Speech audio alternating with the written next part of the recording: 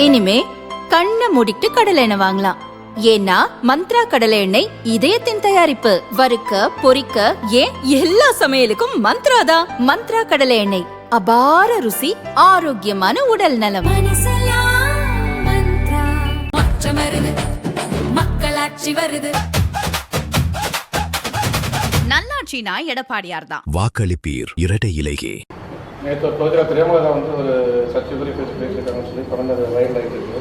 அது நீங்கள் என்ன? ஆமாண்ணே, விருதாச்சலமில் அவங்க டாக்டர் தமிழிசை அம்மாக்காக அங்கே ஓட்டு கேட்குறப்ப அந்த விஷயத்த பேசியிருந்தேன். அது அவங்க தேமுதிகலேருந்து ஒரு 2-3 பேர் கூட ஃபோன் போட்டு என்ன நீலாம் அப்படிலாம் பேசக்கூடாது அப்படிலாம் வந்து என்கிட்ட சொன்னாங்க. உங்கள் வீடு தேடி வரும் அப்படிலாம் கூட மெசேஜ் அனுப்பிச்சிருந்தாங்க எனக்கு மெசேஞ்சரில்.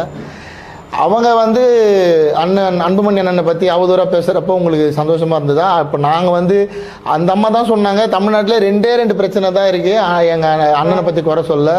ஒன்று இன்றைக்கி இருக்க போதை கலாச்சாரமும், இன்னொன்று பெண்களுக்கு பாதுகாப்பு இல்லாததும். இதுதான் சாதாரண பிரச்சனை தானே, இதை தாண்டி என்ன பெரிய பிரச்சனை அப்படின்னு கேட்குறாங்க. இது 2 என்ன சாதாரண பிரச்சனையா?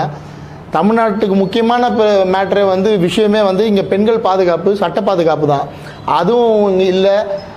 இன்றைக்கி வந்து 7வது 8வது படிக்கிற பசங்கள்லாம் கூல் இப்போ வந்து நாக்கு அடியில் வச்சுட்டு இருக்காங்க. இதை நான் பண்ண 3வது படம் ருத்ரதாண்டவத்திலே அதை சொல்லிட்டேன் நான். இன்றைக்கி இருக்க drug, crystal drug, methamphetamine, LSD drug இதெல்லாம் ரொம்ப சாதாரணமாக புழக்கத்தில் இருக்குது. இதெல்லாம் ஒரு காலத்தில் ஆப்பிரிக்கா, அமெரிக்கா, மாம்போ மாதிரி கண்ட்ரீஸில் இருந்தது. இன்றைக்கி வந்து இங்கே ராசிபுரமில் இருக்குது, இங்கே சேலமில் இருக்க பள்ளிக்கூடங்களில், அரசு பள்ளிக்கூடங்களில் இருக்க பசங்க பயன்படுத்துகிறாங்க.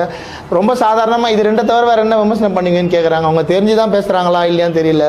டைரக்டராக வந்து இப்போ பல நடிகர் வந்து கட்சி ஆரம்பிச்சுட்டு இருக்காங்க. இப்போ குறிப்பாக விஜய் வந்து இப்போ கட்சி ஆரம்பிச்சு போயிட்டு இருக்காரு.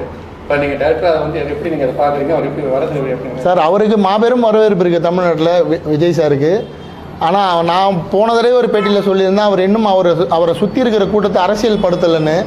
இன்றைக்குமே அதுதான் விமர்சனமாக இருக்குது. அவர் சுற்றி இருக்கிற கூட்டத்தை வந்து அரசியல் படுத்திட்டாருன்னா அவர் ஒரு பெரிய மிகப்பெரிய தமிழ்நாட்டில் ஒரு சக்தியாக மாற வாய்ப்பு இருக்குது. எல்லாரும் அரசியலுக்கு வரலாம் சார். விருப்பம் இருக்கவங்க, மக்களுக்கு நல்லது செய்யணும்னு நினைக்கிறவங்க, அதில் எதுவும் தப்பு இல்லை. ஜனநாயகம் படம் வந்து வெளியே வந்துருக்கு. அது எப்படி குழுவினர் திட்டமிட்டு வெளியிட்டாங்களோ அதை எப்படி பார்க்கணும் சார்? நான் ஒரு 5 படம் பண்ணியிருக்கேன் சார். நான் அப்புறம் ஒரு 20 படம் ஒர்க் பண்ணியிருக்கேன். எந்த காப்பி நாங்கள் வாட்டர் மார்க்குன்னு ஒன்று எதுக்கு போடுறோன்னா, ஒரு படம் தயாரான உடனே அது வந்து அந்தந்த சம்மந்தப்பட்ட டிபார்ட்மெண்ட்டுக்கு கொடுக்கணும். மொத்தம் நாங்கள் கிட்டத்தட்ட ஒரு 5 டிபார்ட்மெண்ட் வேலை செய்ய ஒரு படம் முழுமை அடையும். அது மக்களுக்கு புரியாது சொன்னால் டெக்னிக்கலாக டிஐன்னு ஒரு டிபார்ட்மெண்ட் இருக்குது, கிராஃபிக்ஸ் அது ஒரு டிபார்ட்மெண்ட் இருக்குது, மியூசிக் பின்னணி இசை சேர்க்கறது ஒன்று, சிறப்பு ஒலிகள் சேர்க்கறது ஒன்று, இது மாதிரி 4 டிபார்ட்மெண்ட் இருக்குது. இது இல்லாமல் நாங்கள் வந்து சவுண்ட் மிக்சிங்னு ஒரு டிபார்ட்மெண்ட் இருக்குது. ஸோ 5 டிபார்ட்மெண்ட் இருக்குது. ஒவ்வொருத்தரும் கொடுக்குறப்பவே for sound mixing, for graphics, for rerecording, for dubbing அப்படின்னு போட்டு தான் கொடுப்போம். நாங்கள் எடிட்டிங் ரெஃபரன்ஸுன்னு ஒரு வாட்டர் மார்க் போடவே மாட்டோம் சார். சினிமாவில் ஒர்க் பண்ணுறவரே எடிட்டர் தான், அவருக்கு எதுக்கு ரெஃபரன்ஸு? அந்த வாட்டர் மார்க்லேயே அது வந்து ஏதோ திருட்டுத்தனம் இருக்குன்றதான் அர்த்தம்.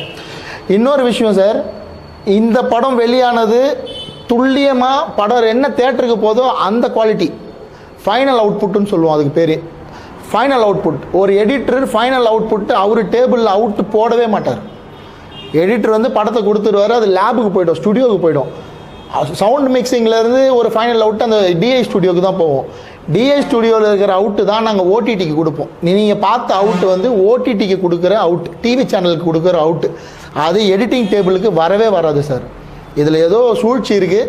அது இப்போ போலீஸ் என்கொயரி பண்ணிகிட்ருக்காங்க. ஒரு டெக்னீஷியனாக நான் சொல்கிறது, இவங்களுக்குள்ளே யாரோ ஒருத்தர் தான் இதை வெளியிட்டிருக்க முடியும். வெளியே இருந்து யாராலையும் இந்த காப்பி ரிலீஸ் பண்ண முடியாது. அரைங்குறையமாக ரிலீஸ் பண்ணியிருந்தால் 100 சந்தேக கேள்வி எழுப்பலாம். இது ஒரு முழுமையடைந்த படம். இது வெளியானது முழுக்க ஏதோ சூழ்ச்சி தான்.